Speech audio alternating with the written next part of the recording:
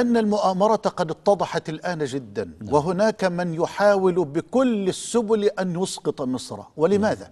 لأن مصر هي القلب الحي الذي لو طعن وتوقفت الحياة فيه لتعطلت الأمة الإسلامية والعربية كلها. أنا لا أقول ذلك من باب دغدغة المشاعر، ومن قرأ التاريخ يعلم يقينا أن مصر كانت وستظل إن شاء الله تعالى كانت الصخرة الصامدة التي تحطمت عليها سيوف ورماح ومؤامرات أعداء الدين وأعداء هذا البلد.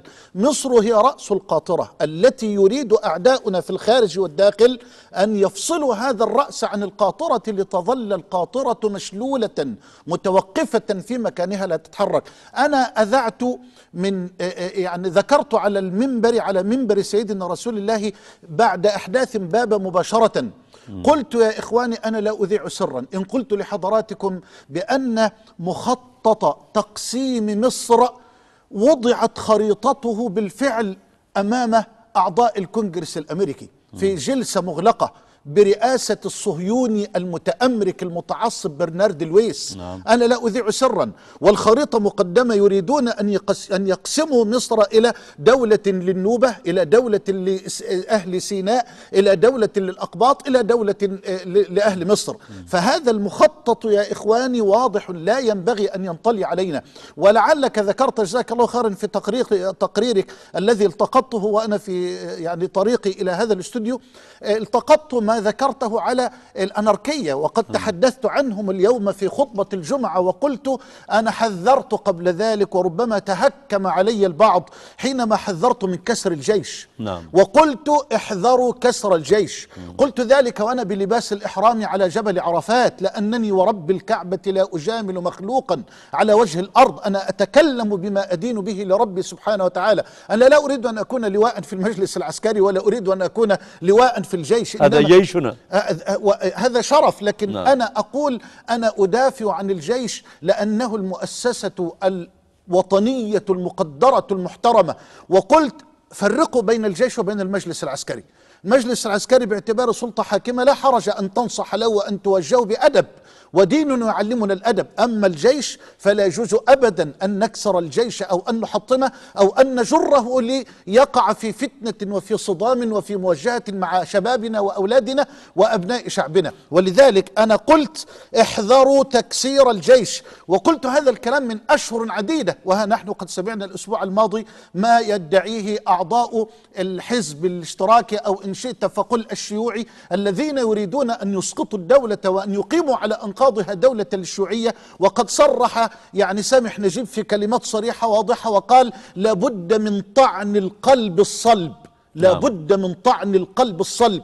ثم قال هذا القلب الصلب هو المؤسسة العسكرية، وعبر بيده قال لابد من خضخضة المؤسسة العسكرية من الداخل. فهؤلاء يعلمون أن الدرع الذي جعله الله تبارك وتعالى وقاية لهذا البلد والجيش، ويعلمون أن الدولة لن تسقط إلا بإسقاط الجيش. فالمؤامرة خطيرة والمخطط واضح جدا، ولا ينبغي أن ينطلي هذا الكلام على العقلاء وعلى الشرفاء وعلى المخلصين وعلى الوطنيين في هذا البلد. وأنا لا زلت أحذر الجميع من كسر الجيش ومن التعدي على الجيش، لأنه والله وأنا لازلت أقسم مع أن البعض قد تهكم علي، وهي المؤامرة قد وضحت بفضل الله تبارك وتعالى، وقد أعلنوا كلماتها الخطيرة صريحة واضحة جلية. لازلت أؤكد وأحذر من جر الجيش إلى فتنة يريدونها، إلى فتنة الصدام مع أبناء الشعب. ولذلك أنا أذكر إخواننا في المجلس العسكري، أذكر إخواننا في الحكومة، أذكر إخواننا في المؤسسة العسكرية والمؤسسة الشرطية والأمنية، وأذكر أولادنا وأبنائنا وشبابنا على أرض التحرير أو على أرض القصر العيني أو في أي ميدان من ميادين مصر، وأقول احذروا هذه الفتنة وهذه الوقيعة. فالمؤامرة واضحة ولا ينبغي أبدا أن يسمح أهل مصر. يا أستاذ مصطفى أنا أشبه أهل مصر بالطيار، بطيار النيل، طيار ماء النيل الهادئ الساكن الجميل الذي تمتلئ قلوب أهله بالري والحب والطمأنينة. لكن أحذر من فيضان هذا النيل، أحذر من هديره. والله لو حدث فيه فيضان سيغرق الكل.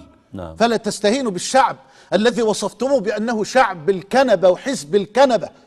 لا تستهينوا بالشعب الذي اتهمتموه بأنه ما خرج إلا بكيس سكر، بكيس سكر وإزازة زيت. عيب، عيب. شعب مصر الأبي، شعب مصر العبقري الذي يعلم المؤامرة ويعرف خطورة المؤامرة. والله لن يستطيع أحد، لا نائب في برلمان ولا عالم من العلماء ولا حزب ولا مؤسسة، أن يخدع هذا الشعب أو أن يضحك عليه. وأنا أقسم بالله على ذلك. أنا أشبه شعبنا من آبائنا الأفاضل وأمهاتنا الطاهرات وشبابنا الصادق المحب لهذا البلد ببذور الزهور. هذه البذور التي توضع في التراب ويوضع عليها الطمي والطين، لكنها لا تستسلم. تراها بعد أيام قد خرجت وشقت هذا الطين وشقت هذا التراب، وترى هذه الزهور الجميلة وهذا الورد الأخاذ بمنظره وشذاه الجميل. فلا ينبغي أبدا أن نستهين بالشعب وأن نتهم الشعب بالجهل ويقول لك الشعب لم ينضج بعد. الشعب من أنضج شعوب الدنيا وهو صاحب أعرق حضارة على وجه الأرض، ولا ينبغي أبدا أن يتوهم أحد